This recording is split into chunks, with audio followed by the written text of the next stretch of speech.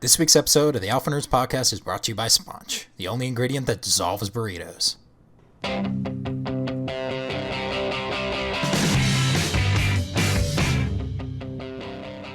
Welcome back to another episode of the Alpha Nerds Podcast, the podcast that refuses to stay dead no matter how long a hiatus we take. I'm Pete. I'm not Angry Bart. And not every week anymore, but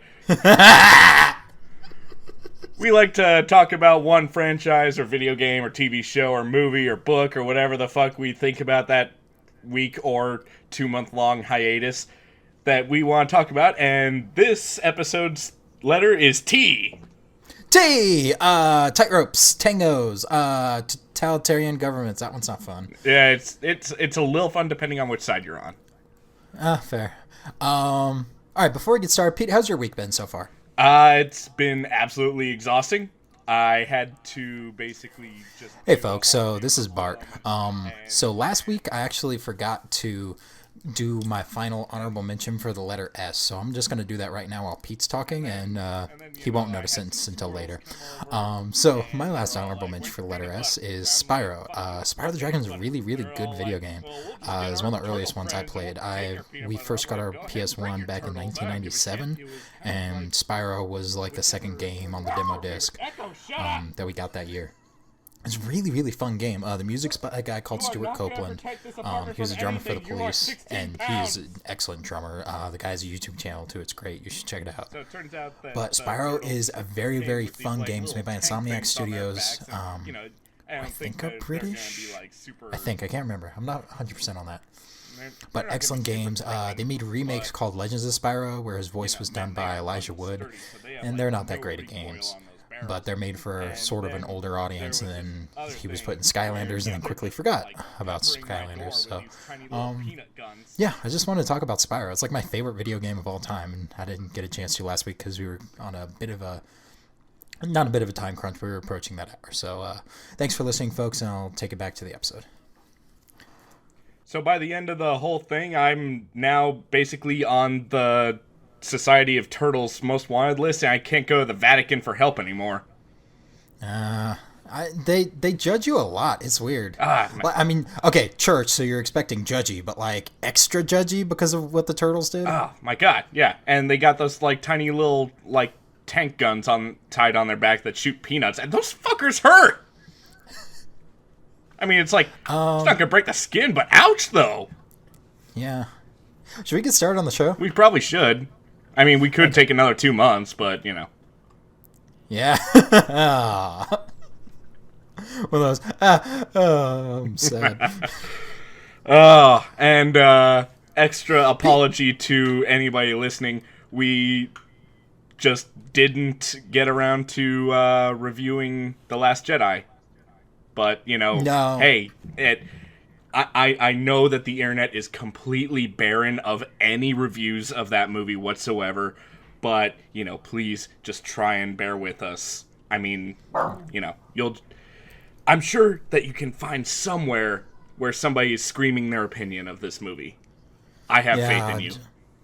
Go to Vimeo. Vimeo is usually good for that, or, I hear the comment sections on like some websites. You know what's talk about it. You know what's a great place for civilized discourse is the comment section on YouTube. Nothing. Oh yeah, it's amazing. Nothing but the most eloquent arguments there. Dude, it's like the UN met the internet. It's insane. It's like the UN, but everybody's just like on that drug from Limitless. Right? Yeah. Just high levels of conversation. It's beautiful. Pete, do you want to kick us off this week? Sure. 5 honorable mentions for me. I've got Ted and Ted 2, the movies that were made by Seth MacFarlane. And these were the movies that came at the cost of him begrudgingly making the third installment of the Family Guy Star Wars series. Yeah, which, okay, I've told you this before, but you can make one and not do the rest and be fine. Yeah. You can make two and not do the rest, or you can make one and not do the rest and be fine. If you make a second one, you're going to make the third. You should expect to make the third. Yeah, don't fucking complain. And, you know, fucking don't be all, like, bitchy in the opening crawl. kind of was. Yeah. It was really bitchy. And he was basically all like, just temper your expectations. I'm like, nope, this is your job. Your livelihood rests on your work being good. Do you think he's going to make another one? Like another movie, period? Yeah, who knows? The Orville might have enough material to, make a movie out of. Who knows? I mean, the guy does like balancing acts because he had Family Guy and... When Ted was on, didn't he have Family Guy and American Dad and Cleveland Show going on at the same time? Yes, he did. And although he basically washed his hands of the Cleveland Show after season 1, and for good reason. I haven't seen that much of it, but yeah, it's just. Hey, I got an idea. Let's make a black version of Family Guy. Genius! Yeah. And it's just... It's... I mean, god damn, Cleveland is so fucking white through the whole thing. Like, uncomfortably so. Anyway, back to my honorable mentions. So, Ted and Ted 2... I honestly thought they were equally funny. Mila Kunis wasn't in Ted 2 probably because, she didn't want to be. So, yeah, I can't really blame her. But equally funny, and I think definitely worth checking out. There's this one bit where Ted is hiding in basically a pile of identical teddy bears, and the guy's trying to find him, so he ends up singing Sweet Caroline by Neil Diamond, and he waits for that thing where everybody chimes in, where, they all go, ba, ba, ba. So, it's basically it's basically the Lollipop song bit all over again. It's great. Yeah, well, it's the shaving the haircut from Roger Rabbit. Yeah, it is. 2 bits! Anyway, past that, Tron Legacy. A lot of people didn't like that movie because they were all like, it's not Tron. I'm like, yeah, no shit, it's not Tron. Yeah, it's actually got a budget. It's not Tron. It's kind of good that it's not Tron. It's got a budget, and it's got Daft Punk. So fuck you, you probably over 40 asshole. I will say, okay, the original Tron did have a budget because what they did was like mind-blowing at the time. Yeah, it was, but... At the time, yeah. It does not age well at all. No. Hey, I got an idea. Let's paint all this hockey equipment with fluorescent paint. Genius! Everybody was in gray outfits with, like, the blue, like, rotoscoped, like, colors on it. It was impressive for the time, just not good. Not worth it. Like, one reason that Tron Legacy has it all over Tron, and that is Derezzed by Daft Punk, and that is an amazing track. Oh, yeah. That one's so good. And seeing people actually get Derezzed, like, you see these little program people dying, and they just explode into cubes, and it's just, it's so great! And it's horrifying to watch!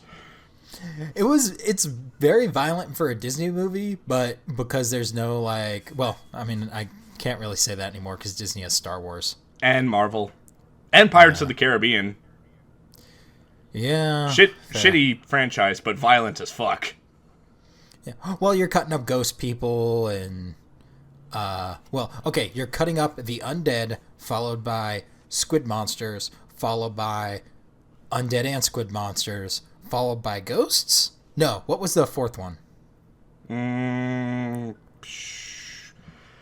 Fountain of Youth. It was weird controlling ships with a sword guy. Blackbeard. Like, he just, like, ran his fingers over his sword and it could, like, control his ship. And then he just took other people's ships and used, like, some kind of weird pirate magic to put them in bottles. Weird pirate magic is kind of that series. Like, at this point, nobody should be surprised when a weird thing happens. Yeah, it's really not... Yeah, no. Anyway, moving on. Team America World Police. America! Fuck yeah! Coming again to save the motherfucking day, yeah, America! America! Fuck yeah!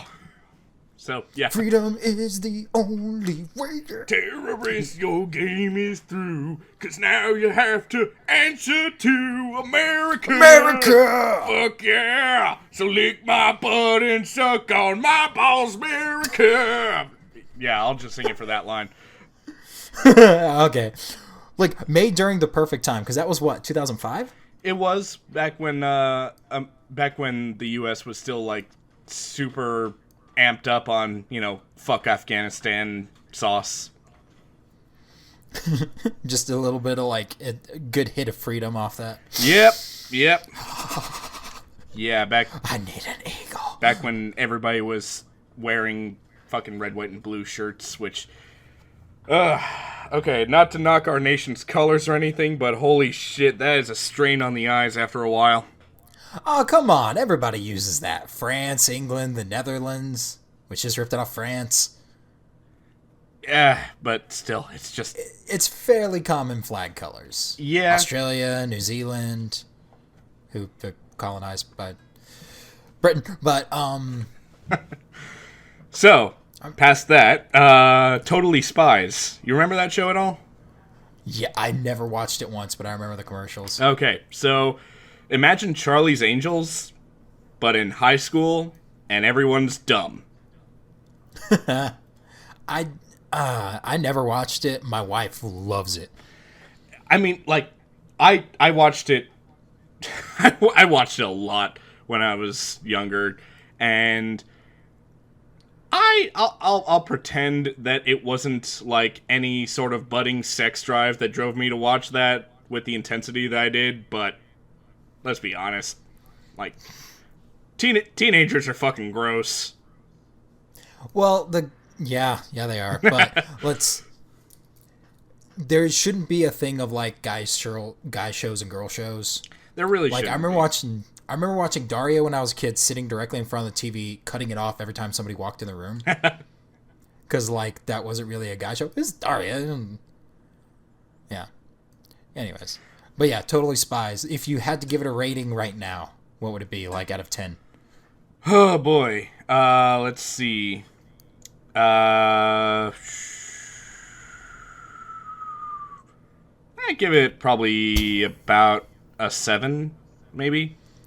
Like, Okay, that's not bad. Action's pretty good. Writing is hokey, but almost in a charming way.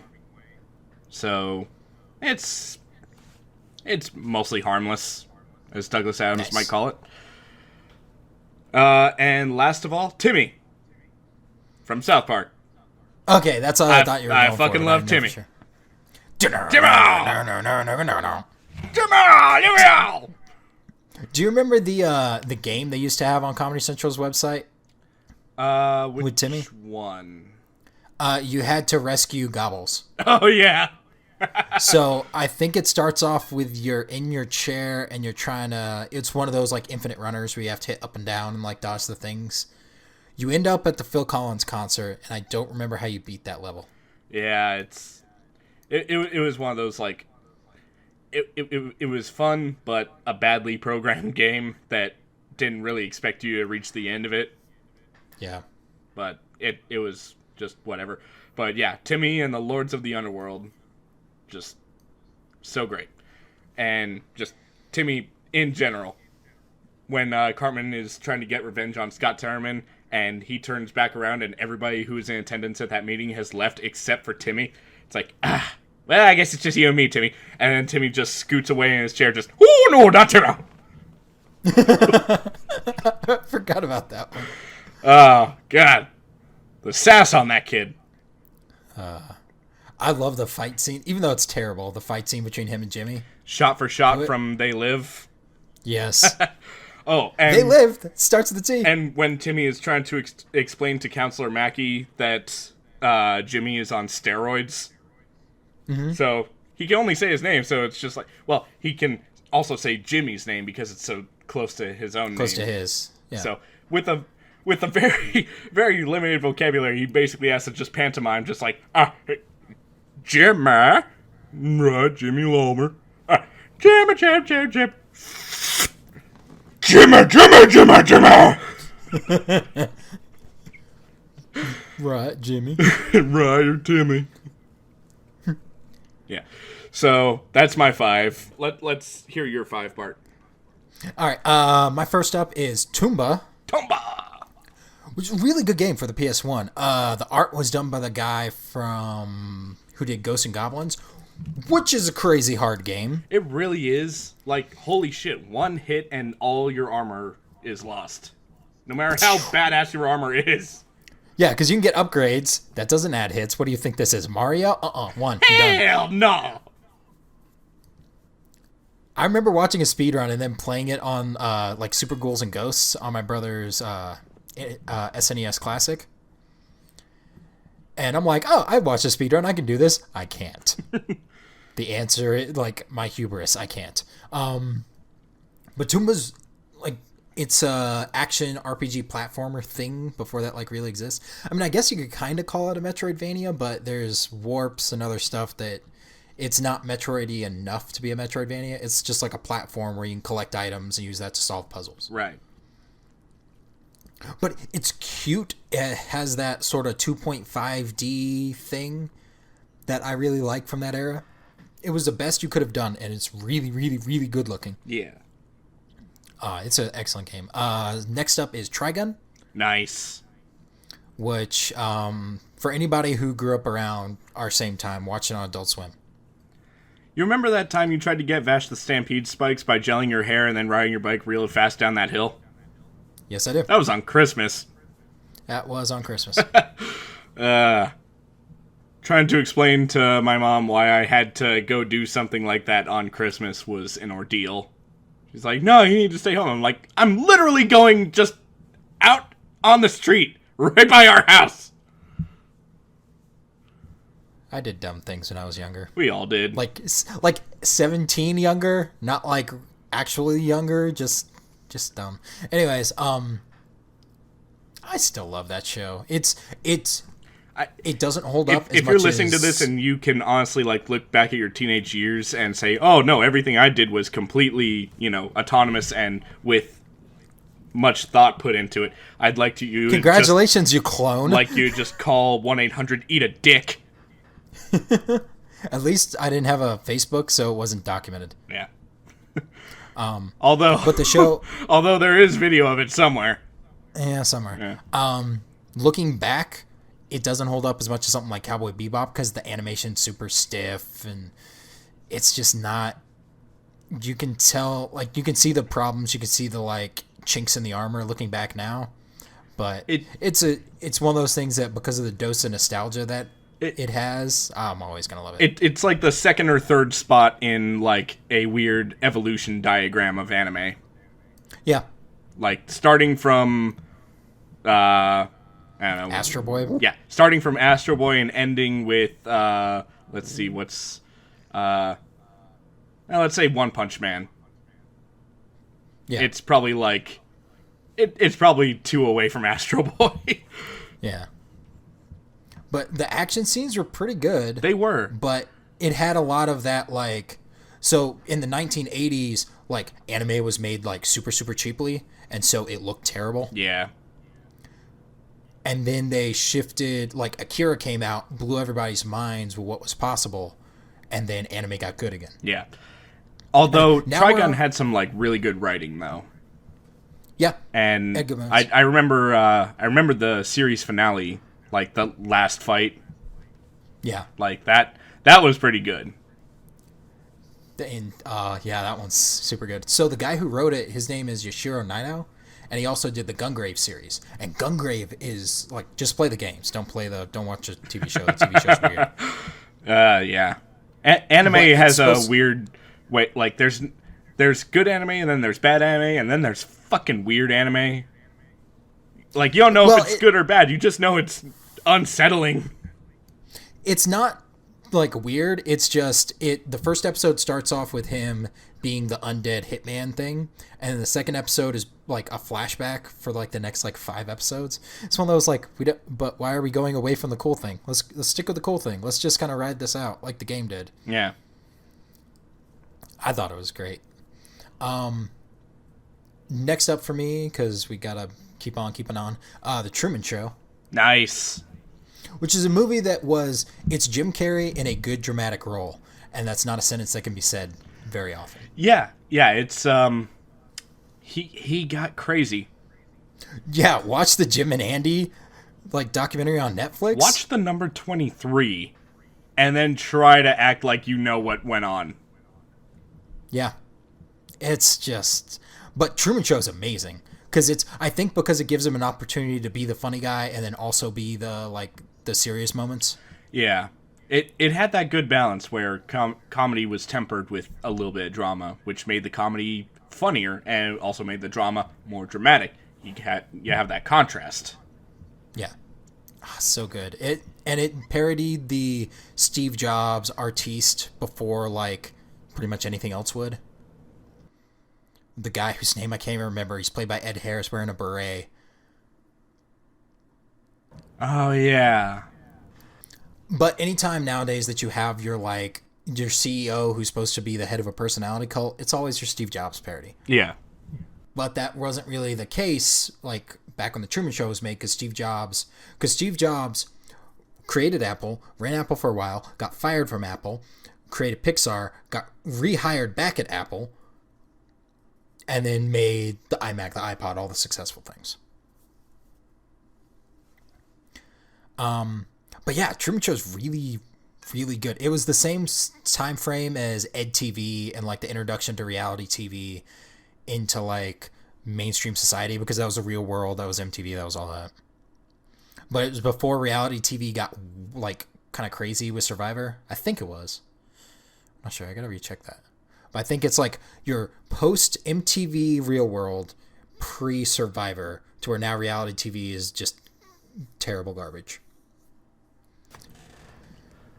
But enough about complaining about reality TV. Next up is the farthest thing you can get from reality, which is Teenage Mutant Ninja Turtles. Yep.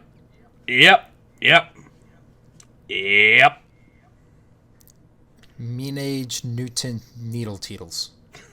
That sounds like a porn.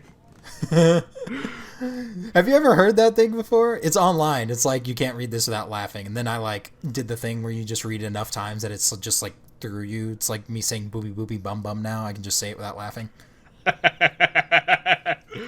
Yeah. Yeah. But Ninja Turtles, like the cartoon show I never watched when I was a kid. Really? But the movies I watched to death, especially the second one. Okay. The Corey Feldman ones, right? Right. Men in Suits movies. Yeah, that's what I mean. Because I think Corey Feldman played Donatello? Or something like that. He was one of them. I would have pegged him for Mikey. I was like, they're going to use him for like the main one. He might have been Mikey. I can't remember. But I don't know. I remember what the colors are. Wonderful like work by Jim Henson Studios to make those suits. Oh yeah, the suits were great. Jim Henson was basically like the only name in the game when it came to making like puppet suits and things like that. They were the best. They were, and they were probably the only. Because it was either that or like some schmuck in his basement making sock puppets. Yeah. Oh, look, I got googly eyes on that one! But yeah, Ninja Turtles, like, everybody likes Ninja Turtles. Everybody has their favorite. Yeah. So just listening to the opening lyrics of the song, Leonardo leads, and then everybody else gets actual personality traits. Donatello does machines. Not a full sentence, but okay, sure. Raphael is cool but rude, and Michelangelo is a party dude. They all have personalities. Not fucking Leonardo. He just does a thing. What's your personality? Sword. Although he is named after the best of like the names. He is, yeah. Leonardo, Michelangelo. I can name maybe 2 or 3 works of art from either one of those. I couldn't name you a single thing done by Raphael. Yeah. Or Donatello. I can name you stuff done by Donatello Versace. Yeah. But, yeah. Although, if we're going by, like, intelligence, Donatello should have been named Leonardo. He's the smartest one. And Yes. Leonardo da Vinci worked with fucking machines. Well, back in the day, I think it was before the cartoon, when it was just the comic book that was, like, incredibly violent. Oh, love that comic book. Kevin Eastman, was that him? Kevin Eastman? Yeah. That's the gun. Yeah, I actually got to meet him at Comic-Con one year. That was cool. Yeah? Yeah. Yeah, I got him to... Because one of the guys on my ship was a huge, huge Ninja Turtles fan. So I just, like, picked up just a little book for him to sign, and I brought it back to him, like, hey, I got you something signed by Kevin Eastman. And then he cried. Wow. And then I made fun of him for crying. Because you don't cry on the ship! And then my last one is Twisted Metal, because our running theme tends to be like I was born in the late 80s, grew up in the early 90s, early 2000s, so yeah, Twisted Metal. Love Twisted Metal. Okay, how many other games can you name off? Let's see, was there Twisted Metal Black? Yes, there was. Okay. Then, of course, regular Twisted Metal 2? Yes. I didn't get to play a whole lot of them, but the ones I did play I enjoyed immensely. And then I enjoyed the, the spiritual successor of Twisted Metal, which was Cell Damage. I never played Cell Damage. So much fun. Don't buy it on PSN. They added health bars instead of insta-kills. It's bullshit! If you get harpooned, you're dead! You don't just, oh, that hurt a little bit. No, you're fucking dead! You got harpooned! The game that I played that was like it, but not, was Vigilante 8. Oh, nice. Which, playing those games again, just play them with cheat codes on. There's zero reason not to play it with Immortality. Oh, man. I miss the days of cheat codes. Right? But there's Twisted Metal 1, 2, or there's Twisted Metal 1, 2, 3. Then there was Twisted Metal, what was the one with the kids? You were RC cars, you weren't actual cars. Oh, yeah. Small Brawl. That's the one, yeah. I remember that one. You got to shoot, like, firecrackers at other cars. That was fun. Twisted Metal 4. Twisted Metal Black, and then they had a reboot of Twisted Metal. I think I'm forgetting one. But my favorite, the one I grew up with, was Twisted Metal 3, which opened up with Dragula by Rob Zombie. Ha! Nice. That's all you need to know about that. But I like it because it has that fighting game thing where you can play as like 12 different characters, get 12 different endings. Yeah, that was fun. I've come to love that thing. But what Twisted Metal did was, instead of being like, and Kazuya won the tournament or stuff like that, they acted like everybody won the tournament. Because if you're playing as, let's say, Thumper, you don't know who's driving the other cars. You don't care who's driving the other cars. So it makes sense along the plot line that you can have, like, you can pretend there's somebody else on the car. Isn't the guy who won last year. Huh. There's, like, you can play as the Grim Reaper on a motorcycle, and again, nothing wrong with that sentence. All right. And then Twisted Metal Black, it took that jokey, because there's time travel in 4. 4 is kind of just trash. Yeah. But 1 was good, 2 was good. Well, 1 was probably weaker than 4. 2 was good. 3 is my personal favorite. 3's great. 4, meh. Small Brawl, good because you just changed everything. Was that the one that was also released on the PSP? Yes, it was. I remember playing that one now. Yeah. PSP, you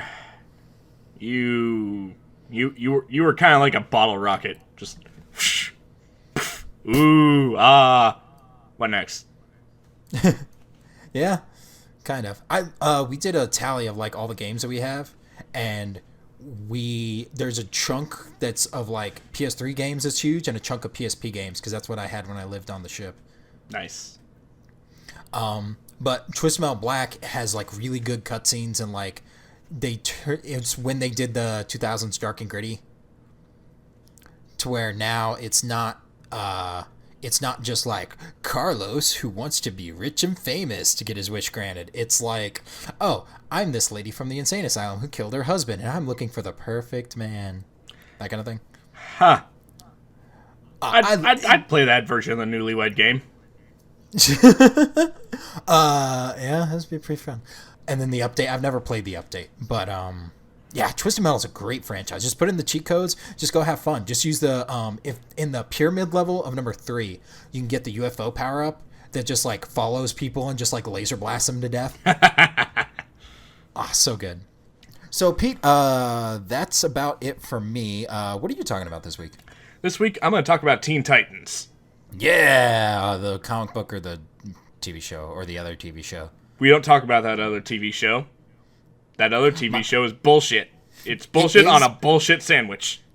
Garnished with other bullshit. It is, but my son loves it, so. It started back when I really should have written the date down, but you know what? Not really an important detail, because anybody who knows about the Teen Titans knows exactly what the fuck I'm talking about. So, it ran for 5 seasons. And so, just to be clear, you're talking about the mid-2000s TV show. Yes. You're not talking about the 1970s one where Nightwing had the disco collar? Have you seen that thing? It's amazing. Okay. Here's what I'll say about Teen Titans Go. There are, I've got about a 2-episode tolerance at any given time.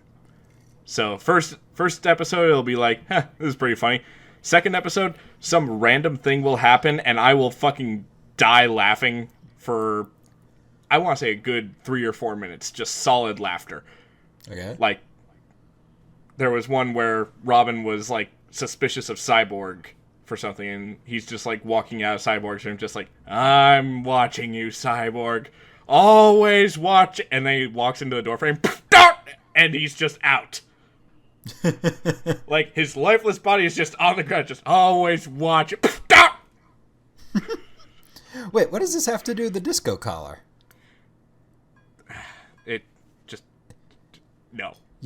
You have to talk about the disco collar. I'm not talking about the disco collar because I got way better shit to talk about. And it was a full foot tall. It was amazing. Bright yellow. Okay, go ahead. Okay, so Teen Titans, team of 5 awesome teenagers who all have their own awesome backstory, and sometimes they have their own features later on in the DC comic universe. First one, Robin, who is the Dick Grayson Robin, the first Robin. And then we have Cyborg, who, what was his original name? Vic Stone? Was it Vic Stone? Victor Stone, that's it. Yeah. Then we have Beast Boy. His name was Garfield. Yeah, I wasn't going to help you with that one. Yeah. So. Then we have Raven. Raven, that's it. I think she has a real name. I know Starfire has some weird alien name. Starfire does have a weird alien name, but we just call her Starfire. There are other comic iterations where I think she's called, Cory or something like that. With a... Yeah. Cory or something like that. I can't remember. Either way, that's when she got, fucking way over-sexualized in New 52. And fuck you, Jeff Johns! Oh, man. I want to make that my ringtone. For listeners at home, I really don't like his writing. I think it's kind of dumb a lot. A real lot. Okay, fucking Blackest Night. God damn it. I much prefer hating on, even though you can hate on Blackest Night really easily, where they were everybody gets a ring, which is contrary to the frickin'... It is the thing that Syndrome said in The Incredibles. If everybody has powers, then nobody does. Well, when everyone's special, then nobody is. Nobody is, yeah. But, see, I don't have a beef with that, because, fine. You know what? If every Lantern can deputize one person, fine. whatever. I don't give a shit. As long as, like, because then all you do is double the amount of the individual cores. That's fine. You're not giving literally everybody a ring. The rings just seek out people that we already know for, a really convenient reason. Right.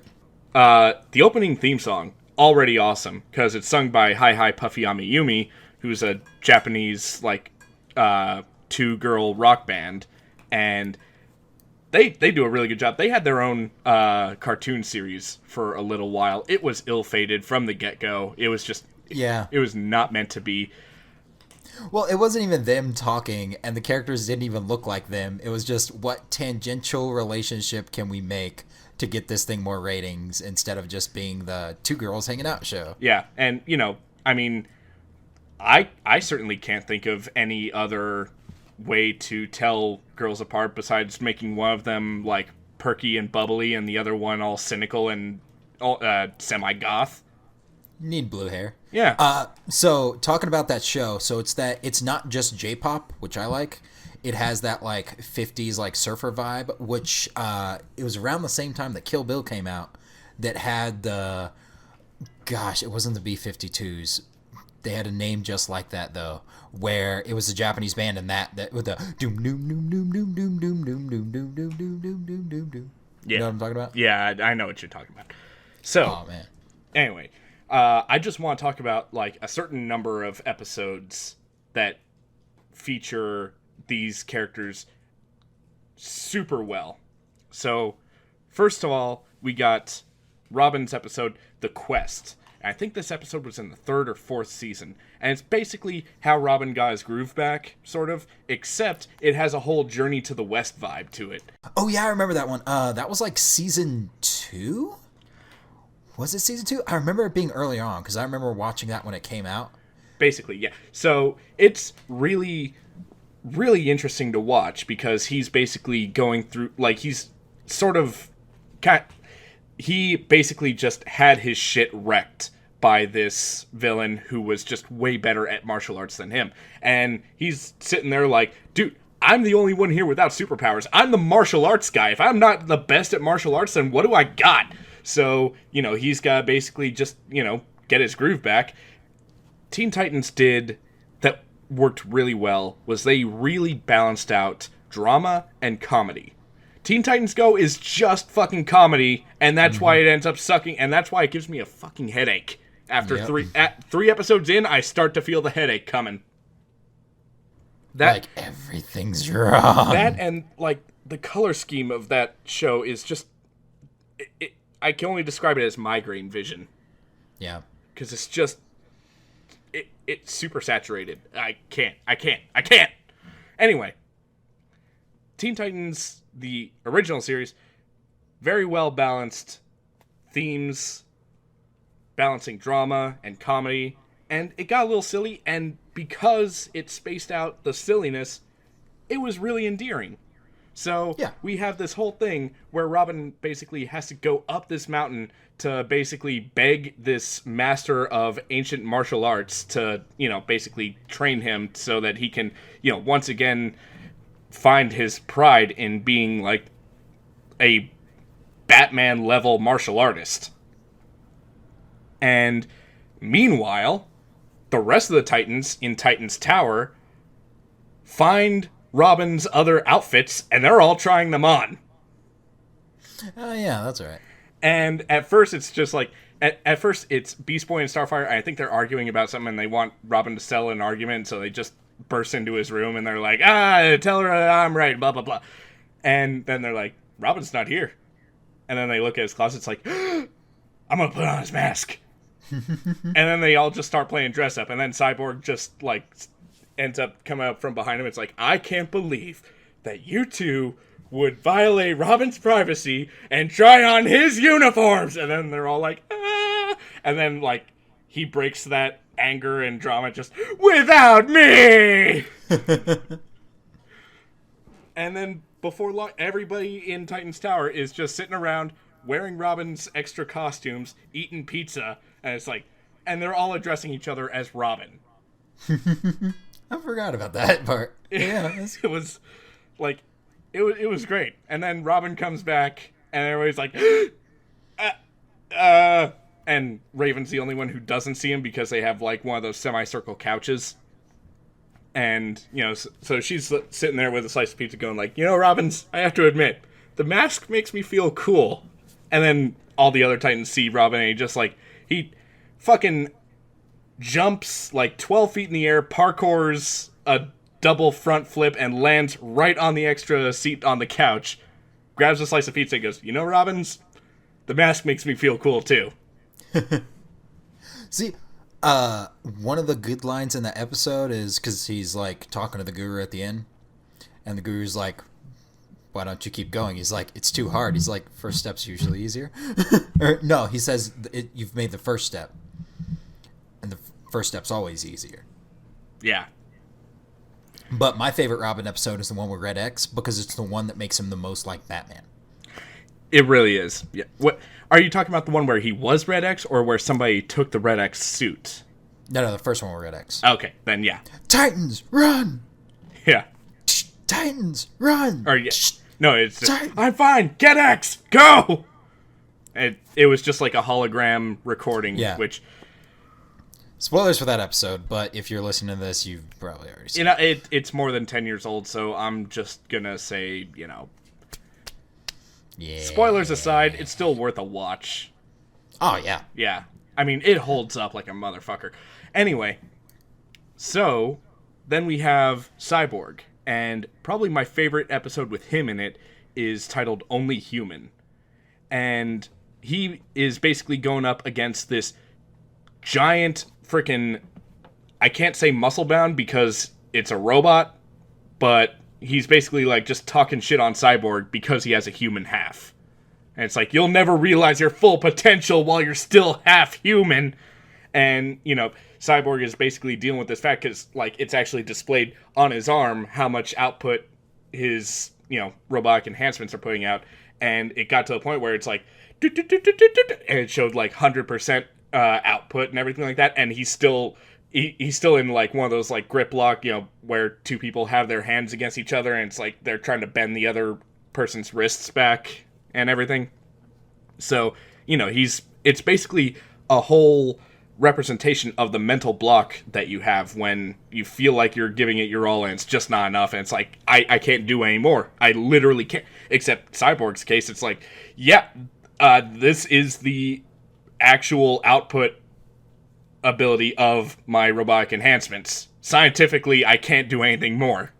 Because there's a scene at the very beginning of the episode where he's in the gym and everybody else is cheering him on, like, come on, man, you can do it. You can push, do more. And then he like drops it. He's like, no, y'all don't understand. I can't do more. Yeah. I'm a robot. Keep in mind, like, he's doing bench presses of up to, I want to say 4,000 pounds. Yeah, it's a huge something like machine. That. Like, it's basically like freaking Goku level workout shit. Or Mr. Incredible, where he's fucking, like, pulling trains. Ah, that one was awesome. Yeah. Anyway, so, the robot's name, I think, was Atlas. And, I mean, he is just a fucking dick the whole time. Just dick!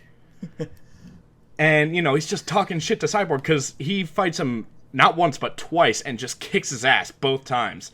And then Cyborg is basically, like, considering removing his human parts and going full robot just so that, he can exceed his... Push harder. Yeah, push harder, basically. Because, But then we have, like, another one of those tests of strength moments where, they're both grip locked again, and then, his arm dial is going, like, climbing up 70, 80, 90, 95, 98, 99%.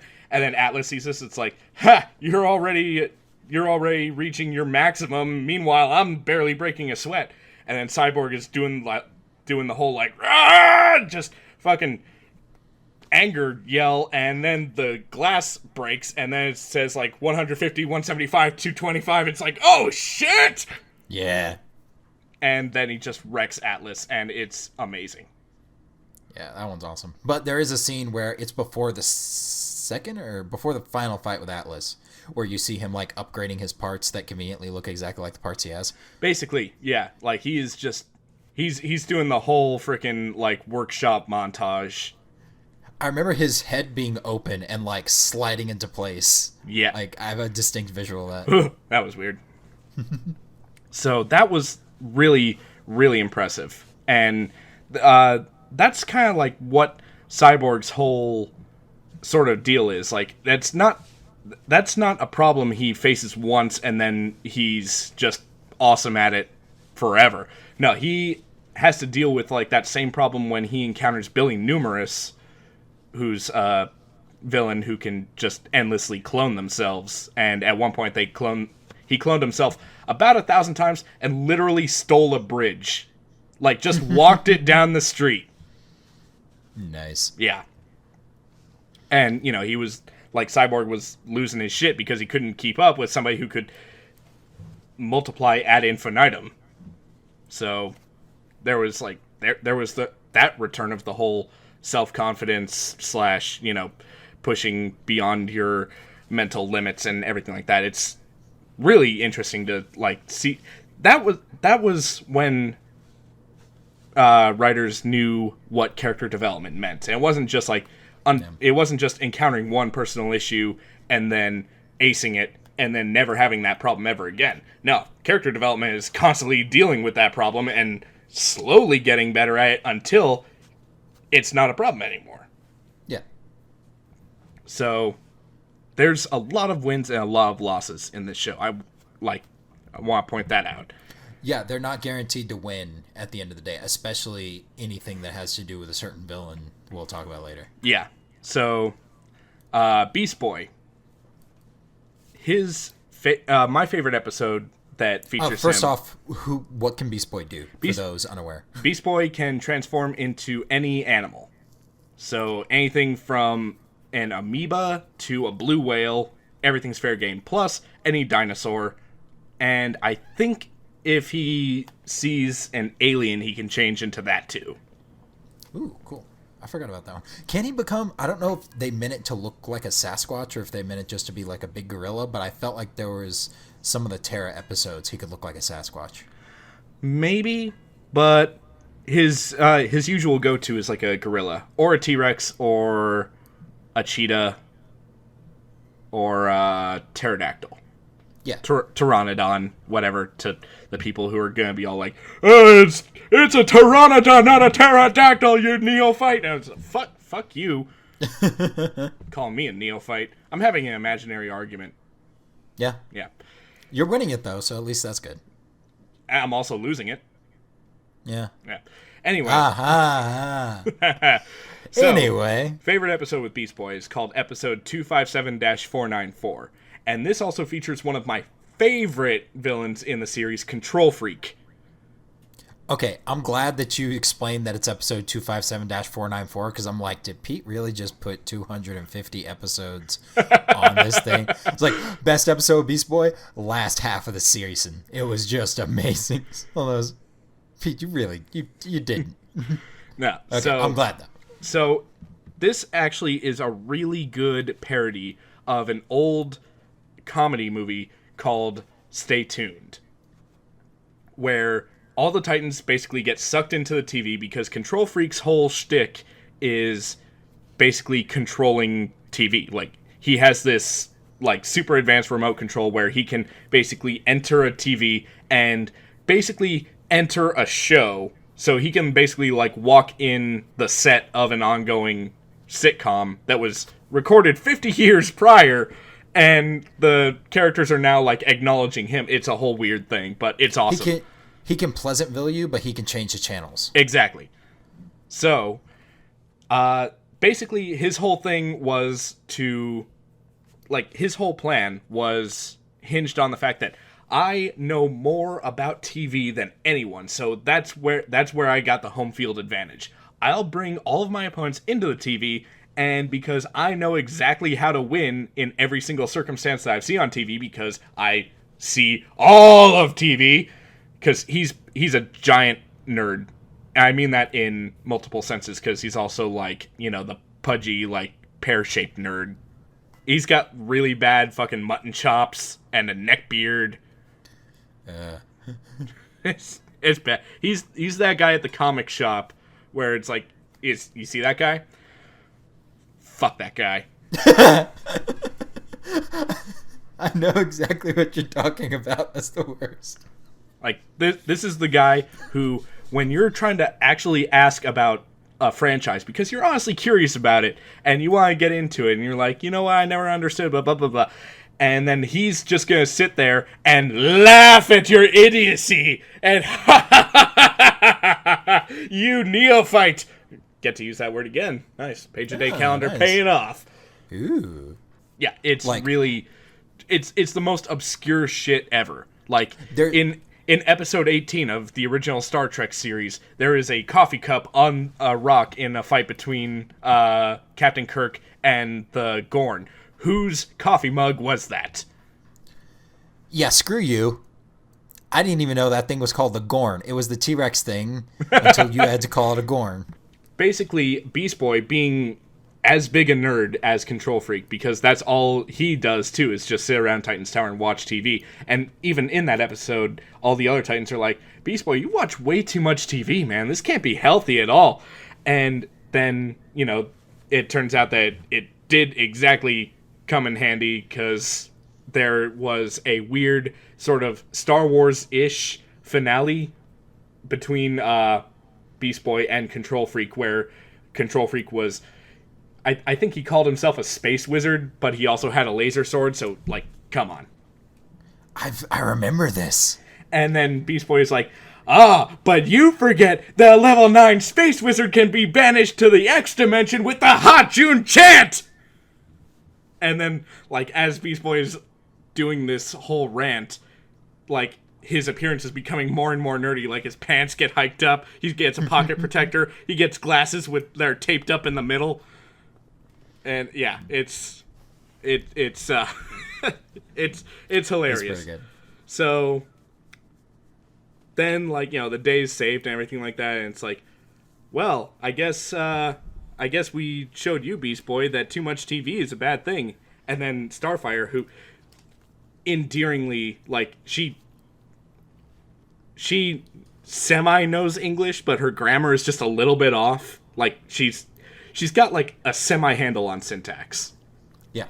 So she's just like, but the only reason we won is because Beast Boy watches too much the TV. And then Cyborg comes in with, like, one of the sitcom lines. It's just, that's right, it was all completely meaningless.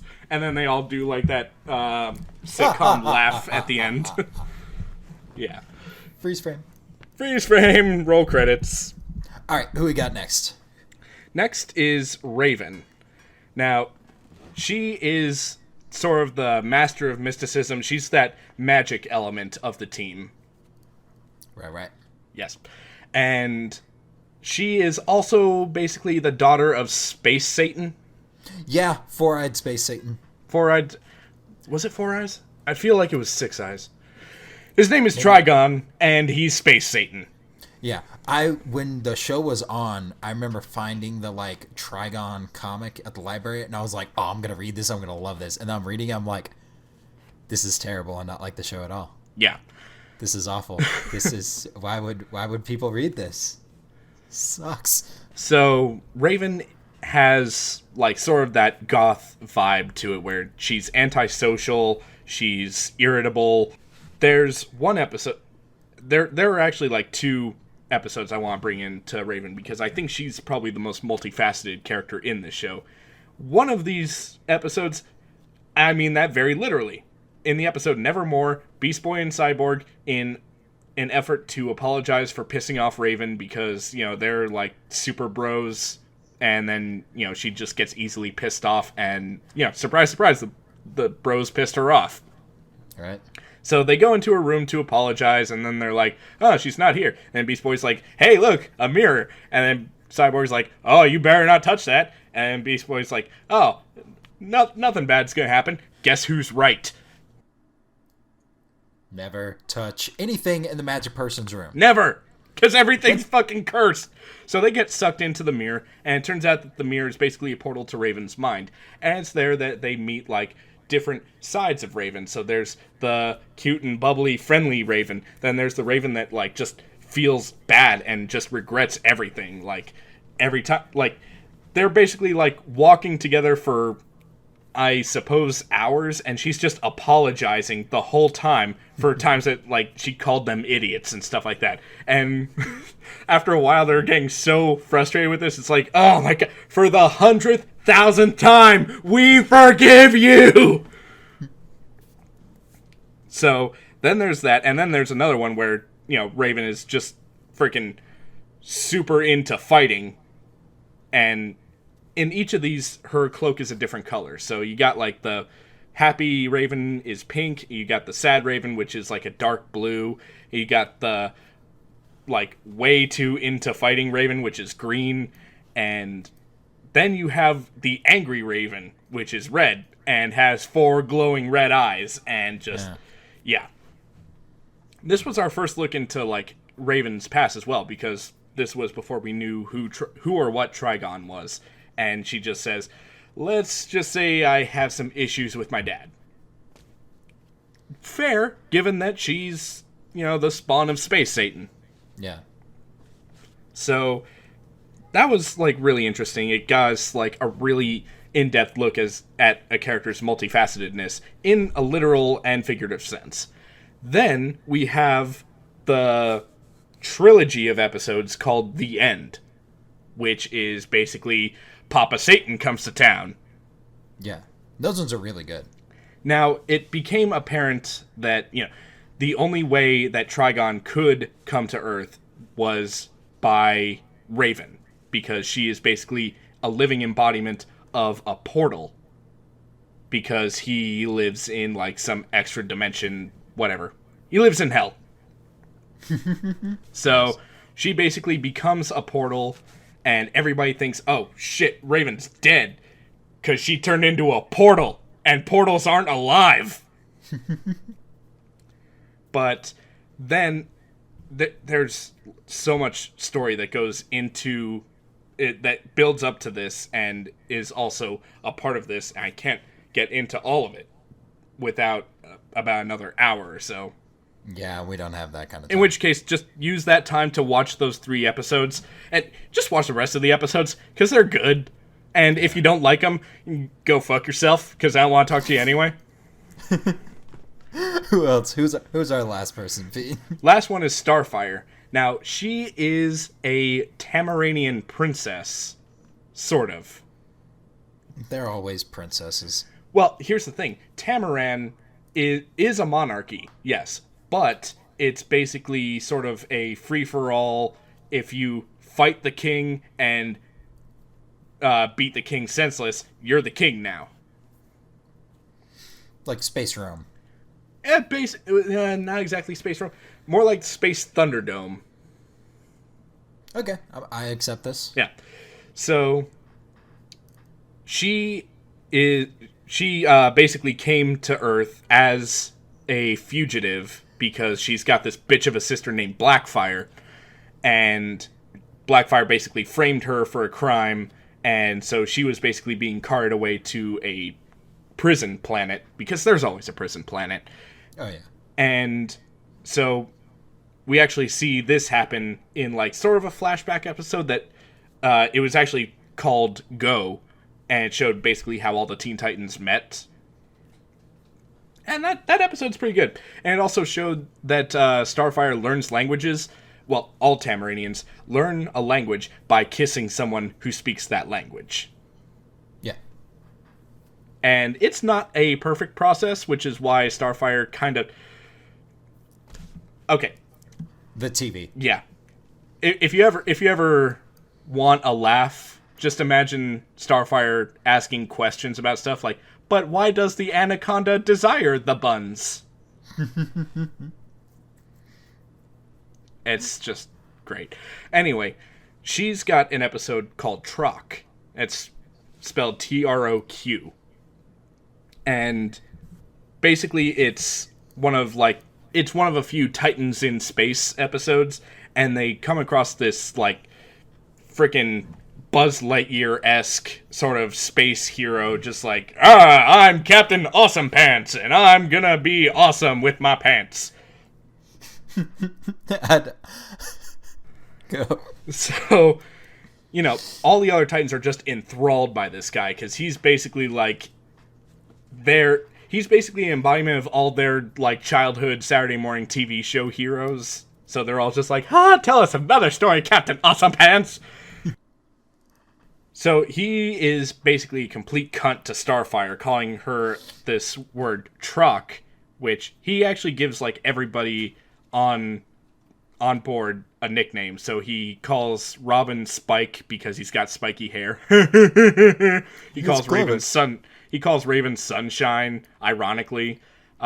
He calls does he call Beast Boy Spike because of the turning into a dog? No, Beast Boy's Little Green.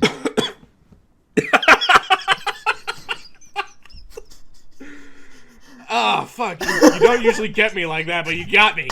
Damn it. Yeah. Okay. Little Green. My name is Dende! Say Dende! Anyway, now, Super Kami Dende. So, anyway, Raven basically goes out on her own to destroy this asteroid field that's about to destroy the ship.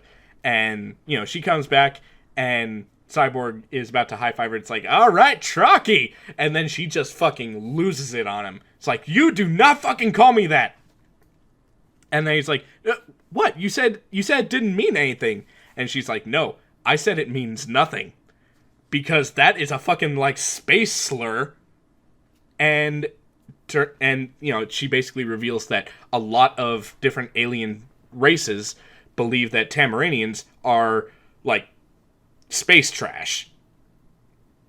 Because, they're basically space barbarians. Yeah. And so they are looked down on by a lot of other alien races. And so she's like, gotta deal with that. And then, once Cyborg hears about this, he's like, oh, dude, we gotta tell people. Fucking Captain Awesome Pants is a fucking douche. He's Captain Douche Pants. It sounds messy. Yeah. Yeah, it's sticky but also slippery, so it's really confusing. So it basically comes to a head when the other Titans learn that Captain Awesome Pants is actually Captain fucking Cunt Pants, and they're all Starfire actually like ends up saving him, and even though he's basically like, don't save me, don't touch me with your trocky hands, and meanwhile she freaking saves him anyway because she's a good person.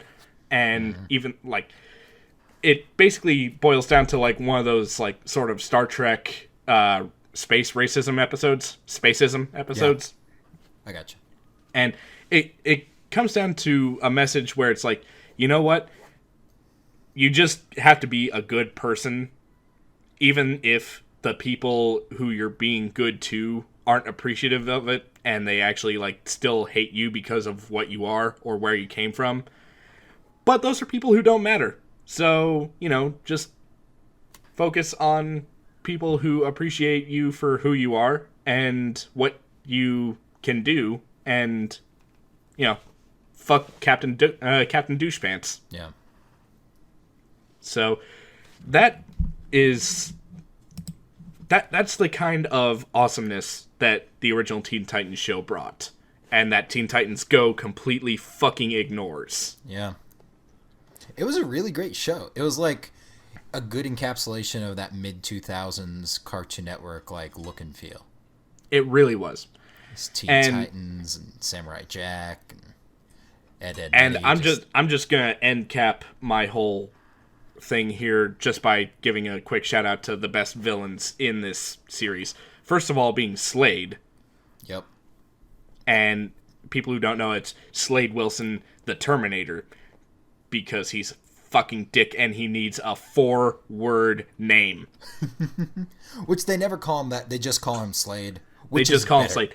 And he starts off as like sort of this Moriarty villain where he's like shrouded in mystery and his intentions aren't clear. And it's so awesome. He becomes a opposition to all of them. because he Yes. starts out as like Robin's like, I'm smarter than you, and if you know anything about Batman, he's like, nobody's smarter than me, I will find you. Basically. Then Slade actually wants to make Robin his apprentice because he's got like this weird fucking hate boner towards Batman. So it's like, I'll just fucking take your partner and I'll make him my apprentice and I'll be all fucking Darth Sidious with it. yeah, and then during the Terra arc, he becomes like an opposition to Beast Boy. And then during the Trigon arc, or the build-up to the Trigon arc, he becomes a like villain for Raven since he's been brought back from the dead by Trigon. Yeah. Yeah. And that part, he gets fucking... Ugh, man. Don't think he's ever against Cyborg or Starfire, though. I think he's kind of like... He has a relationship with them the way Sideshow Bob has a relationship with Lisa, where it's like, my old nemesis Bart, and his sister Lisa, to whom I'm fairly indifferent. Yeah. All right, who next? Next is the Hive 5. Now, this is like the 5 villain antithesis team of the Teen Titans. They're not like exactly polar opposites, but there are counterparts. Like Magic Girl. The Magic Girl's name is Jinx, and she basically like just waves her arms and like she's basically a walking Murphy's Law. Yeah, anything that could go wrong goes wrong immediately and is as bad as it possibly can. Yeah, basically. Usually resulting in explosions. You have Comic Relief Guy. Comic Relief Guy who is shit, what was his name? Fucking brat that you just want to punch in the face. I think his name was Gizmo. That sounds right. Yeah. And then you had Seymour, who was like a Cyclops robot, cyborg sort of thing, whatever. He had like this helmet that he could see like infrared, X-ray, EMF traces, things like that, whatever. He was like the sciencey one. Yeah. And then there was Mammoth, who's just a big hulking strong guy. See, I don't remember Mammoth or Seymour. I remember because there's the episode where Cyborg like infiltrates the Hive by looking human, and I remember Jinx, like Comic Relief Guy, and there was another one I can't remember the name of. Yeah. Well, anyway, there's one episode that is centric to the Hive 5, and it's basically when Kid Flash just shows up and punks the shit out of him. Nice. Like, the whole time, he's just punking the shit out of him. And he actually, like, kind of, sort of, places it in Jinx's mind that, like, hey, you don't have to be evil. I mean, you think that evil is just, like, the only way to have fun. Look at me. I'm having the time of my life. And I'm a good guy. This is my Saturday night. I'm just fucking with you. I'm Bugs Bunny up in this bitch. Literally. Anyway, then, I already mentioned Control Freak. But I just fucking love what nerd rage dialogue he has. It's amazing. And then there's Mad Mod. I fucking love Mad Mod. Okay, I heard... No, they made up... Mad Mod was real. They made up Granny for this show. Oh, yeah. No, that was Mother May I. Mother May I, that's right. Yeah. But Mad Mod, fucking love this guy. Because he's basically like just... He's basically just, He's a 1960s Beetle that was given a 1960s Beetling ray, to where he can just shoot things and make them British in 60s. Basically, yeah, and it's wonderful. Oh, and so good. He's got 2 episodes. One of them takes place on the 4th of July, and he just shows up and turns everything British. And it's hilarious. And then in the first episode that we see him in, he keeps hypnotizing Beast Boy, and the only way to snap him out of it is to make him laugh by saying stuff like boogers or underpants. And, like, every time he gets snapped out of it, he's like, not again! I remember that one now. Like, he's just getting frustrated. So, yeah, that is Teen Titans. Burn Teen Titans Go to the ground. Bring back Teen Titans. because this is what the country needs, man. So that's me, Bart. Okay. What's your topic? So today I'm actually gonna go like the opposite, because it's weird that there's never been like a teen, as big as it was, there wasn't really a big Teen Titans video game that came around that time. Because you could slap together a like 2D brawler super easy and just use them.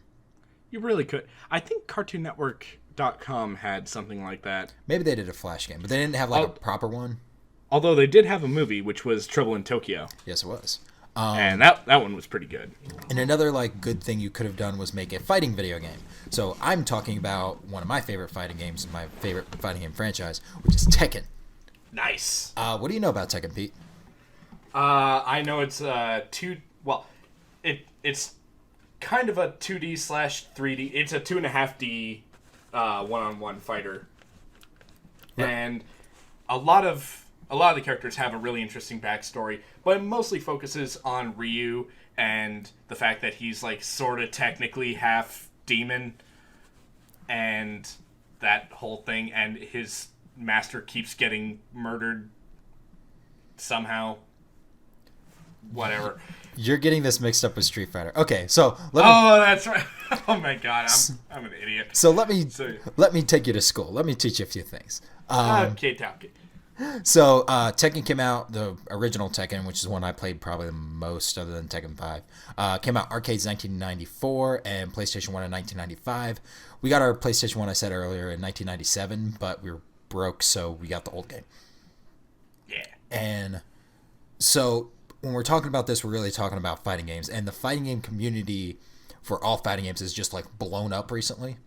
Like between like 2011 to now, it's gone from like people playing in basements to this giant organized thing. So fighting games started off with stuff like Heavyweight Champ, which was the first official fighting game, was a Sega boxing game where you had two sprites on screen that would just punch each other. Black background, black and white CRT monitor. Like, fighting games were not advanced at all.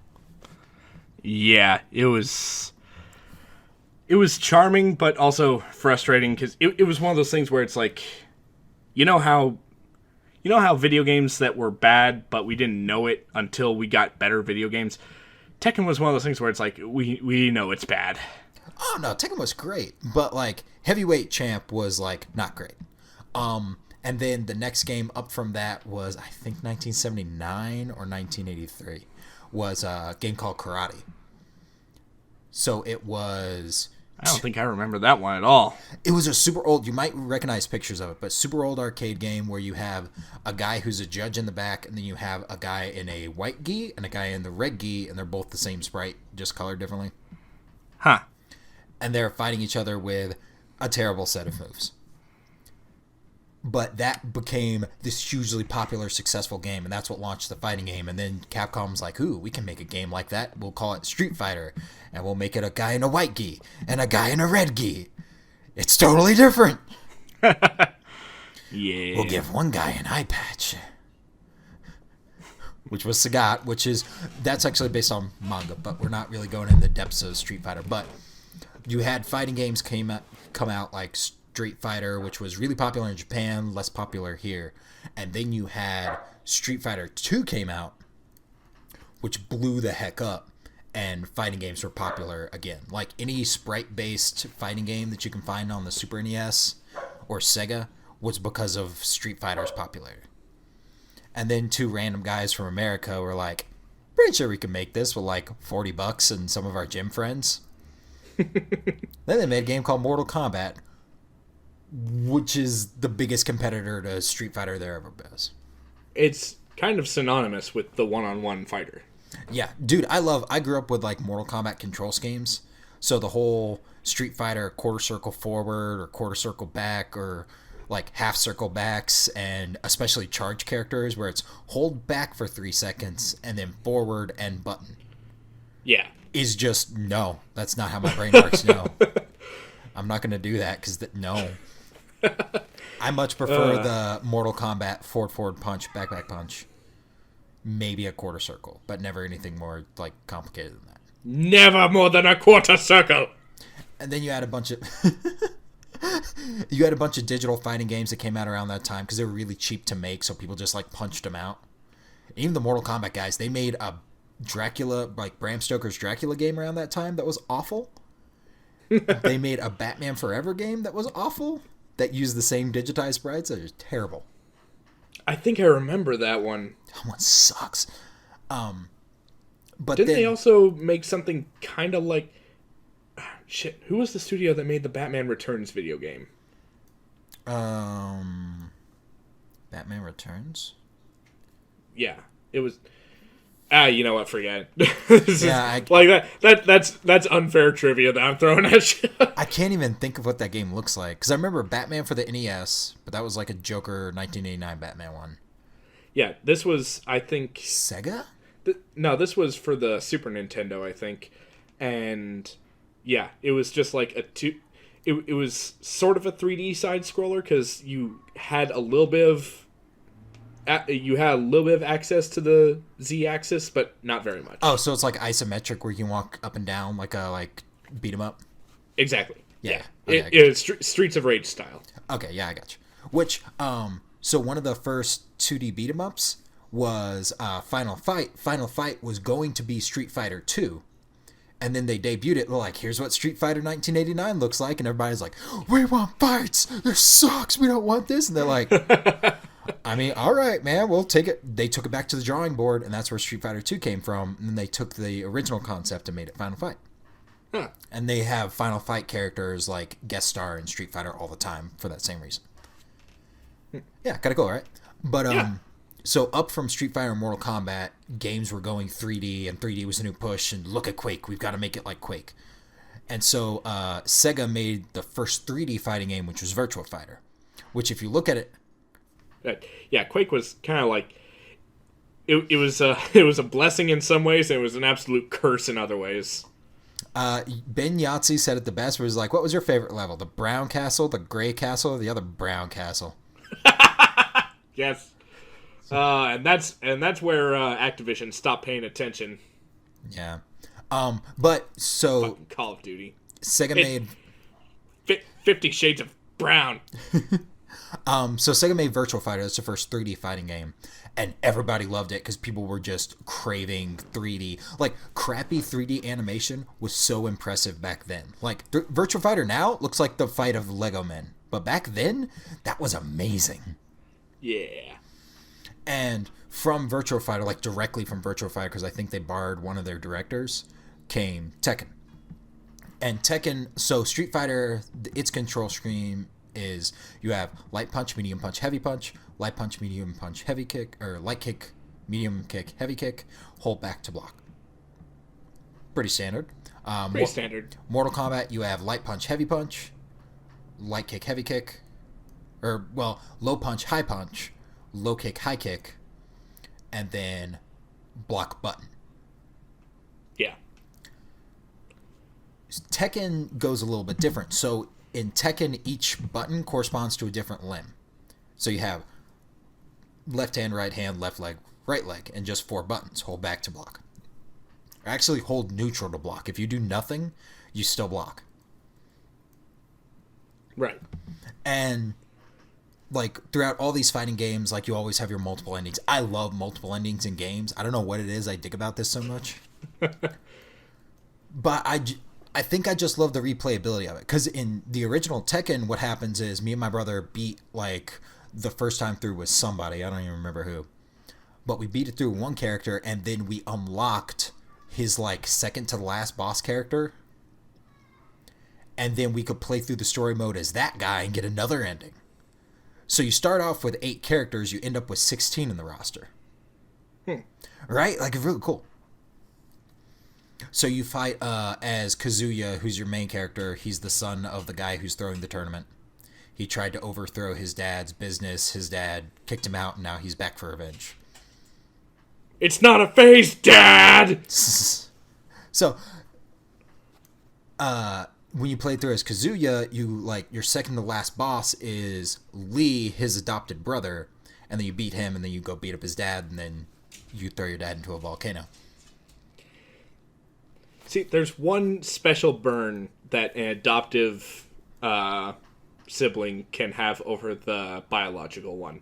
And that is, well, say what you want, but mom and dad wanted me. Yeah. But there's also... I'm still waiting for Loki to, like, issue that burn, but whatever. I don't know if they will. Maybe they will. I don't know. But yeah, like, you get all these endings. And that's another thing I like about a fighting game is because of how the endings work in, like, good fighting games. Well, not good fighting games, but how the endings work in certain ones is if I play through as random character number 20, I get as much of an ending as guy who's playing his main character. If it's done well, that's what you get. Yeah. If it's done like Tekken, it's not. Tekken had this sort of plot line where they had to make up rules to where, okay, this person won in this one, so we continued on to the next one. Kind of the opposite of Twisted Metal, where they actually have to, like, decide who won. A little bit, yeah. But they keep the rest of the endings, like, true. It's weird. Like, in the later games, the endings aren't really endings, because it's not like, oh, you beat everybody in the game. It's like, no, I could have beat nobody and still had the same ending because I'm just meeting character who's my brother. Like that kind of thing. My personal favorite character was King, who is a guy with a jaguar head. Fucking King. For the longest time, I honestly thought that was like a Jaguar man. He talks like a jaguar, and that brings it to the next thing. That's one of the differences between Tekken and Street Fighter. In Street Fighter, everybody talks in an American voice and American accent. Yeah. Except for Zangief, who talks in a Russian accent because Zangief is awesome. And Didn't M. Bison have an accent? Like, wasn't he, like, vaguely Russian? No, M. Bison's American. Huh. Weird. No, the Russian accent was, again, Zangief, because Zangief can crush men's head between his thighs like sparrows. And you did the slap? Who else is going to crush men's heads between their thighs? Only Zangief. Only Zangief. In fact, okay, trivia, in Street Fighter 2, if you beat the game as Zangief, you end up doing a Russian dance with Gorbachev. Like, yep, with the Prime Minister of Russia at the time. Wow. Yeah. That's... Wow. Right?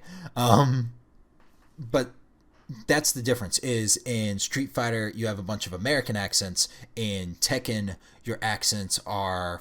They're not even accents, they're just speaking the language of whatever country they're from, right? Right. So when you have a character like Kazuya, he's Japanese, he speaks Japanese.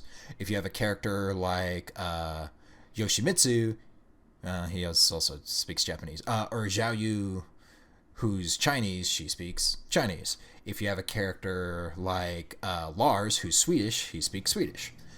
Huh. Yeah. If you have a character like King, who wearing a jaguar mask, he speaks Jaguar. Because that's what they do. And King's actually based on... So check this out. So there was a character in comics called Tiger Mask in Japan. And he was a wrestler who wore a tiger mask. The comic did so well that they made a wrestler named Tiger Mask, like an actual dude who would wear the tiger mask who would wrestle. Huh. Comic goes off, but Tiger Mask keeps wrestling. They bring the comic back, and now they're bringing it back with characters from the Japanese wrestling scene who's fighting Tiger Mask at the time. Huh. And this is connected to King, who also influenced a character called Pyroar, who's a Pokemon, who is a wrestling tiger. Huh. I love it. That is a really interestingly intricate reference. Right? Like, it goes all the way back. I love it. I mean, I love that little aspect of Tekken and the little lore behind King, because he's a character I just like. He's a cool character. He's a cool cat. Most of the characters have their sort of like rival character that's important. King has Armor King, who's the guy who trained him, who has to test him before he goes to the last guy. Kazuya has his adoptive brother. Gunjack, you fight the prototype version of, or Jack, you fight the prototype version of Jack, who's a big Russian robot. So you have to beat him before you beat Heihachi. One of the characters' rival is a bear.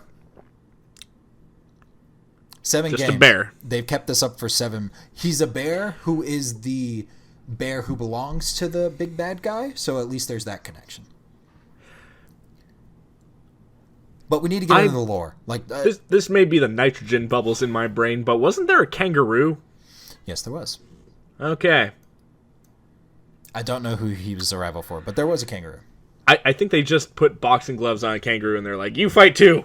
No, it wasn't the kangaroo, it was the baby. He was the one who actually hit you. But we need to get into the lore of the game. Right. The lore of the bear kangaroo game. With Jaguar men. Oh, 2! Not just one Jaguar man. You can't have one Jaguar man, you have to have 2. Oh, the 1980s, back when men were men and men were jaguars. And bears acted like men and we accepted them as such. If you can wear pants, you can fight.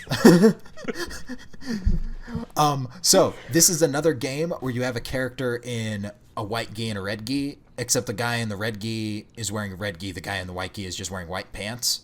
But you have that again in this game. Nice. Because karate was so influential, it's like, we're going to make a new game. Well, we need a guy in a karate gi. We have to have every fighting game has a Bruce Lee knockoff.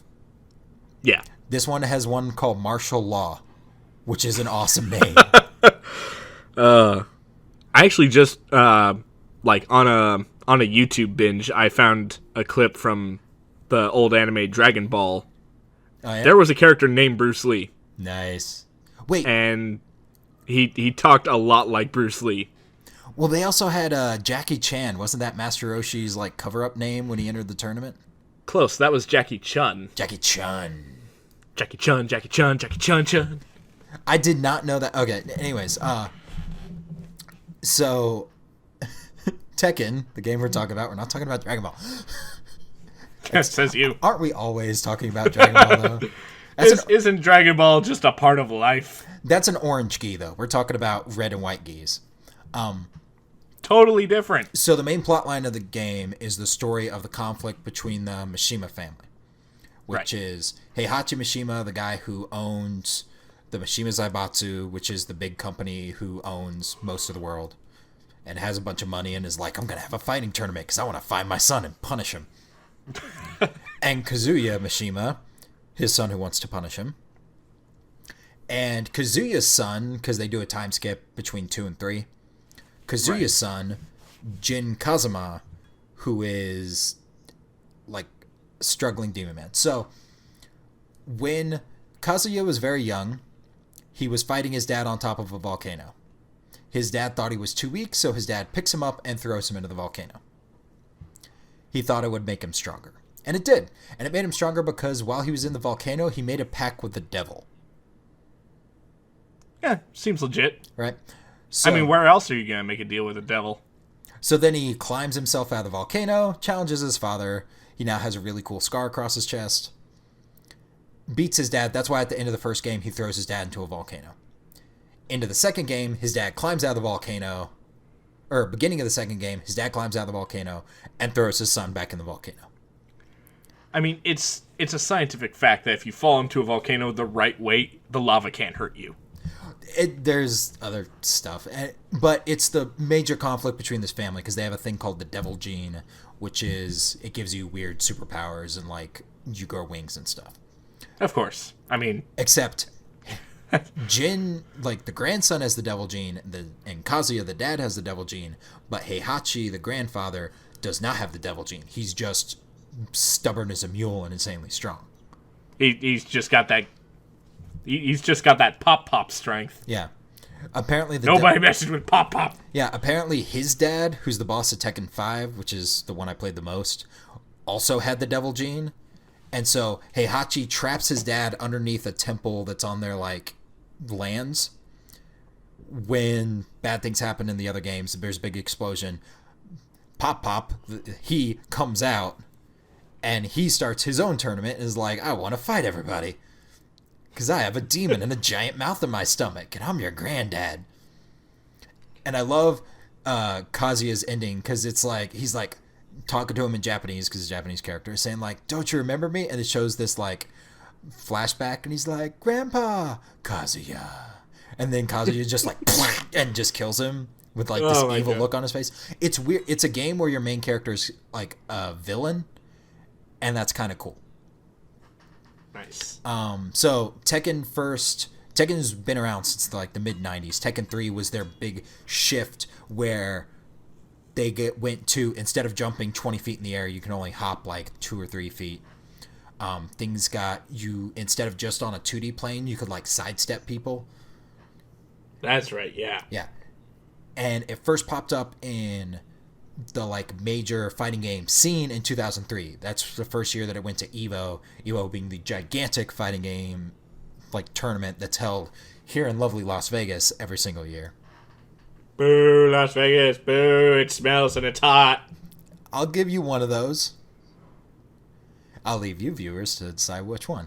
But it's January as we're recording, or it's February as we're recording this. It's lovely outside. It is absolutely great. Still smells bad. But that's when it came into the fighting game community, and it's kind of just stayed there since. So you have your Street Fighter players. Mortal Kombat kind of faded out for a little while, so you didn't really have that there. But you had Street Fighter, you had your Marvel players, and then you had your Tekken players. And the combo system in Street Fighter is you get a few hits, and then you're done. Like, you can sort of ramp up between lights, mediums to heavies, and then from heavies to special moves to EX moves to supers. There's like a progression there. In Tekken, it's all about juggling. So you knock a character up in the air, and then you just keep them up in the air for about 5 solid minutes. Which just let the other player just get more and more pissed. It is so annoying when you can't block and you can't even hit the ground without getting bounced back up. See, it is possible to have fun and still lose. But when it's a complete shutout like that, it's not fun at all. Because it's one of those, like, I could not be here. I could be standing on the other side of the room, and this outcome will be exactly the same. I think I'm done here. I could be playing Angry Birds on a toilet right now, shitting out that really questionable con food. But, gosh, thanks for that visual. Yeah. Don't trust the churros. But if that's your deal, that's your deal. Because, like, usually combos don't last forever unless you're in an arena where there's, like, an edge, and then you keep bouncing off the edge. Yeah. Just, ugh. But it's weird how much I love Tekken, but how much I hate watching professional Tekken being played. Because it's just boring to me. Like, it's like... It really is. It's like... Because everybody knows, like, the exact hitboxes. Yeah, which is fine. Like, if you want to study hitboxes and put in the time and effort, you go reap those rewards. But it's not as... I'd rather watch somebody play Street Fighter. Because you still have to have knowledge of hitboxes, but there's less juggling, so there's less downtime. There's more, like, active combat between the players. Players have an equal opportunity to just lay into each other. Yeah. And another thing I like about, another like weak point of Tekken is that your characters that are dominant are super dominant. Yeah. Your characters who are not, like Kuma, like the big bear, are not. They're just big bears. Yeah. But, so Street Fighter, you can play pretty much whoever you want and still do great at the game. Like, there was a player, Snake Eyes, who's this kid out of Los Angeles, who's a fantastic Street Fighter player who played as Zangief. And it's this kid out of LA who's just wrecking people with Zangief. And he got to be top 8 in the world. Damn. Playing Zangief. And he hasn't really... They rebalanced the characters where he couldn't do some of his shenanigan moves, so... That's a lot of men whose skulls were cracked like sparrow's egg between the thighs. But he played Zangief all the time, so you could do that. You could play pretty much whoever you want. There was always a lot of Ryus, there's always a lot of Chun-Lis, a lot of Guiles, but he could play Zangief. You could play as a character called Rufus, who's like this fat guy. It's weird. But then you have, in Tekken, your strong guys are Brian, who's this big, beefy, like, crazy guy. Steve, who's the boxer, who has really quick strikes. And Jin, the youngest of the Mishima clan. And that's pretty much it. Like, if you're anybody else, it's one of those, yeah, cool, you're playing who you want to play, but, I mean, you know how this is going to end, right, man? I mean, don't make me be the one to tell you this, but you know how this is going to end, right? Don't make me say it. That's the weakness of Tekken, is that all the characters aren't balanced as much as they could be. But it's still a fun game. It's a good, casual couch co-op to play. If you have that guy in the room, there's not much you can do. It's not like Smash Brothers where you can be like, oh, I'm getting wrecked, but I have a ray gun now.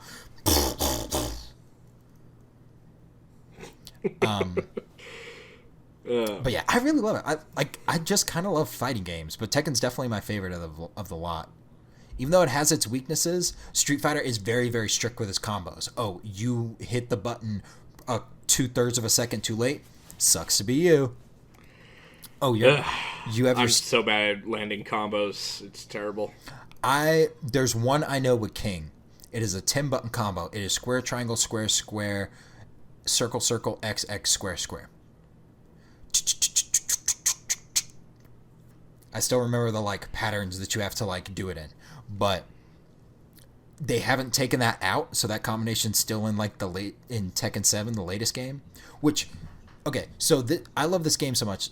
We're in Japan and we're going to like different arcades, and I'm like, there was a Tekken 7 on the poster of the wall we were in, and I'm like, Tekken 7, I'm going. And then I just walked away from the guys I was with and just kept walking around this place. I'm like, come on, come on, come on. I'm like, oh, there it is. And it's in this little corner that smells like cigarettes, but I'm playing Tekken 7 a full year before it actually came out for the PS4 in the States. Nice. That was so much fun because that game is so pretty. And they gave you like super moves, or they called them rage arts, and you could use them. You go into rage mode, and then you can use it for like, I think like a unique attack that like set up really good combos, or just a super move. Oh, so much fun. But I love that. I love Tekken so much. It was a fighting game that took the best of the stuff before and made it new and interesting. And it even got adopted as the Pokken game. That's just Tekken with like another coating on it. And nice. They do like their Tekken tag games, which are just fun little silly non-canonical games where you can have a bunch of different characters and just throw them in there. Instead of having to fight a giant demon at the end of the game, which seems to happen more often than not. Let's see, who do you fight? You fight Heihachi, normal guy. Demon Kazuya. Game 3, it was a giant ogre demon. Game 4 was Heihachi again. Game 5 was Demon Grandpa inside the lava pit. Game 6 was Egyptian Death God. Not Anubis. A different Egyptian Death God. A completely different, which is actually kind of believable because holy shit, have you seen like the list of the Egyptian pantheon? The one that gets me is Hinduism because I can never keep those straight. Dude, the Egyptian pantheon, they literally had a god for every eventuality. Like, they had several death gods, and it was basically like each death god was for a different circumstance of your death. And also, like, how high up the caste system you were by the time you died. Nice. It was fucking ridiculous. It was like one big-ass DMV, but for gods. Oh. It's like, you're in this... No, this is the suicide line. You want to go over there with the angry... with the death by older brother line. No, you're in the wrong line. No, this is older sibling. Older brother specifically needs to be over there. Did you fill out the 1080 form? Sir, did you fill out the 1080 form? And then Tekken 7, you fight Kazuya's mom and Heihachi's, not ex-wife, but, well, kind of. I don't know. It's weird. So one thing they did was like, so you've played Mortal Kombat 9, right? Maybe? So you've played Injustice, right? Yeah. So you know there is like a sort of continuing story mode where you cycle through a bunch of different characters to get to your end goal. Oh, yeah. Yeah. That's kind of what they did in Tekken 7, where you fight as pretty much just Heihachi, but you fight through a bunch of different battles to get to the final battle. And that's your story mode. It's not like but if you play in the arcade, it is you play 6 matches and then you fight Dead Mom. Huh. Which is, like, interesting. Like, I really wish they would go back to, I'm holding a tournament. All right, everybody come fight. And then you pick your character, you go into the tournament, you play 8 matches, your last one's the final boss, and then you get an ending. Like, I wish they would just go back to that. But, that's all the time that we really have, or that I really have, to talk about Tekken. So I guess we'll just do our wrap-ups. Yeah. So, Bart, what's your favorite thing about Tekken? No, I have to ask you these questions. Oh, yeah. Because I was the one who talked last. So, time to do our wrap-up. So, Pete, what do you like? What do you love about Teen Titans? I love that it had a young adult audience, but it didn't treat them like stupid kids. Yeah. It talked about, like, actual serious themes. It wasn't afraid to have drama.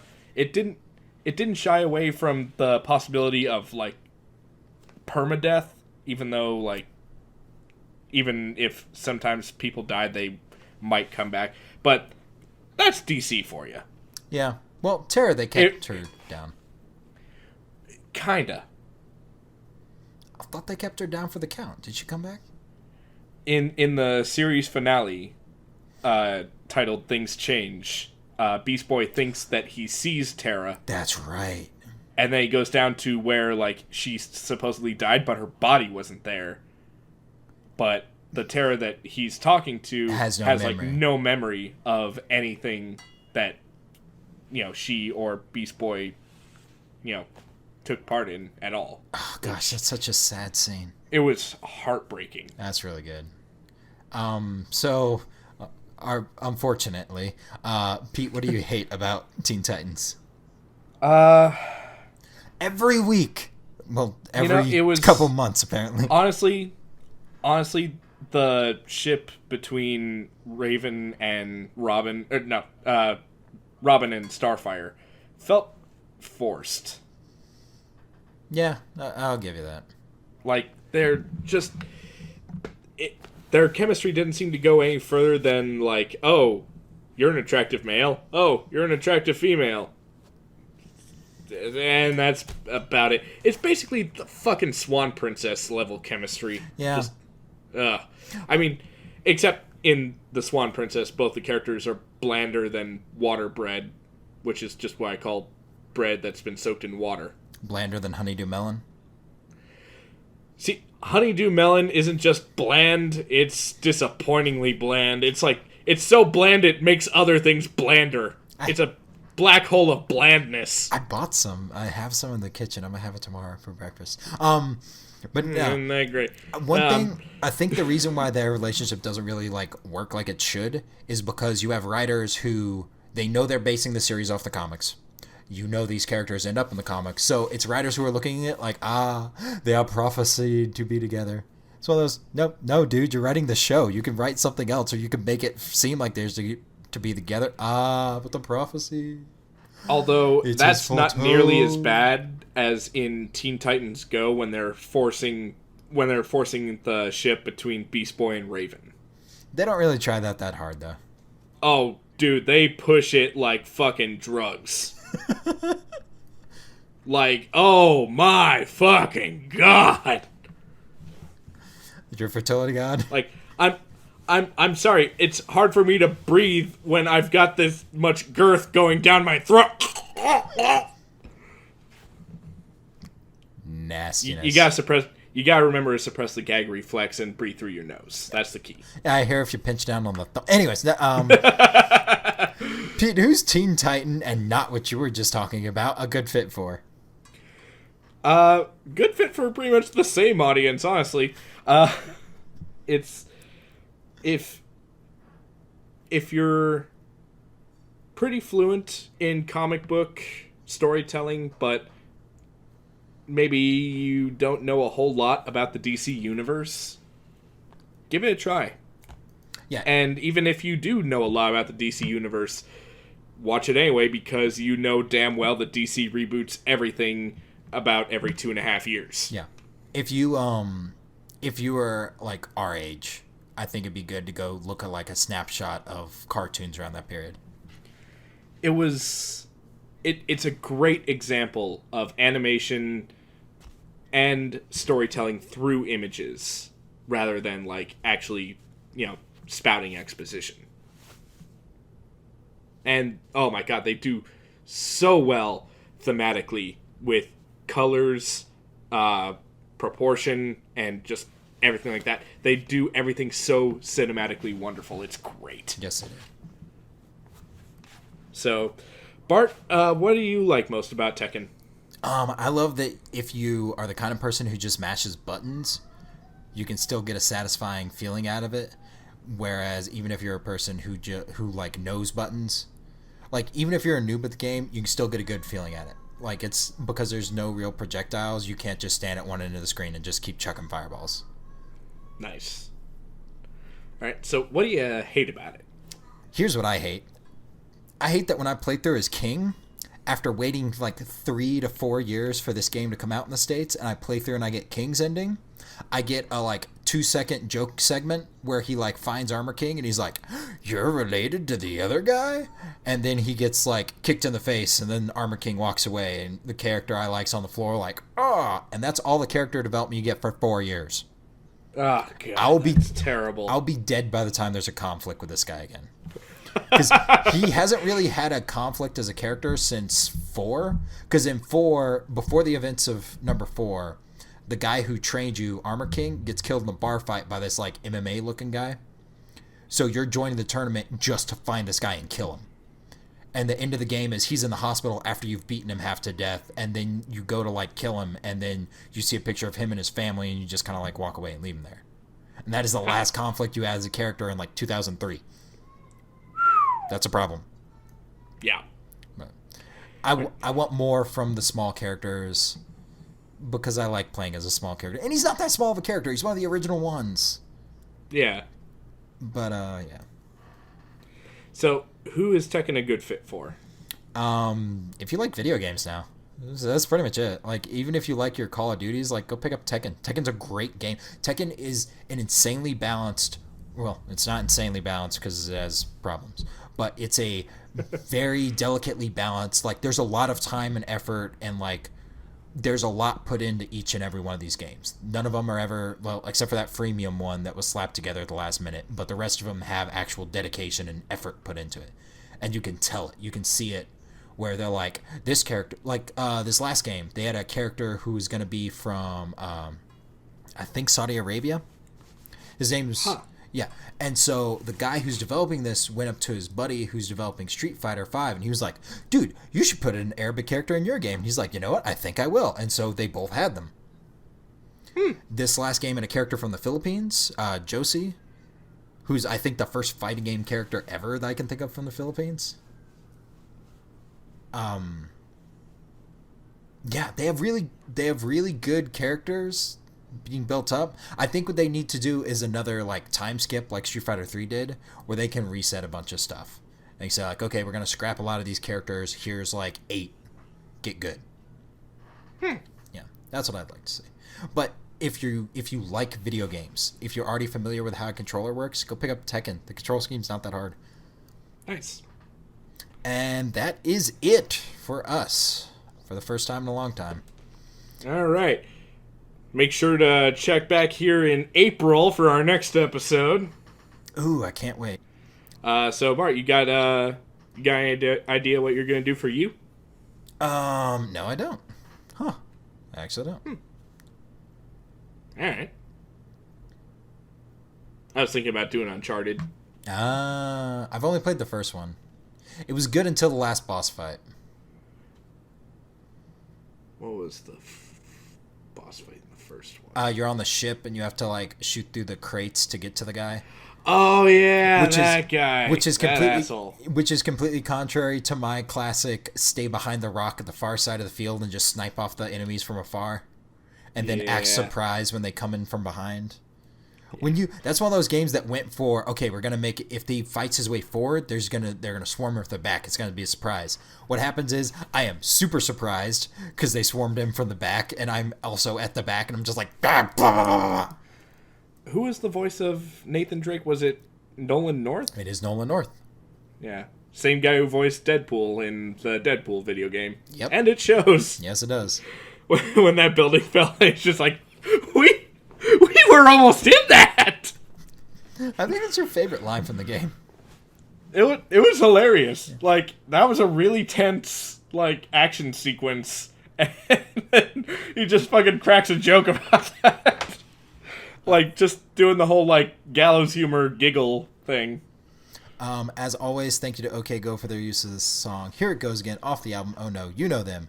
You don't know us. You can catch me on Twitter at BeatPanelComic. And you can't catch me on Twitter anymore. I'm done with that. Are you really? Yeah. Yeah. Thanks for listening, folks. And By Sponch. By Sponch.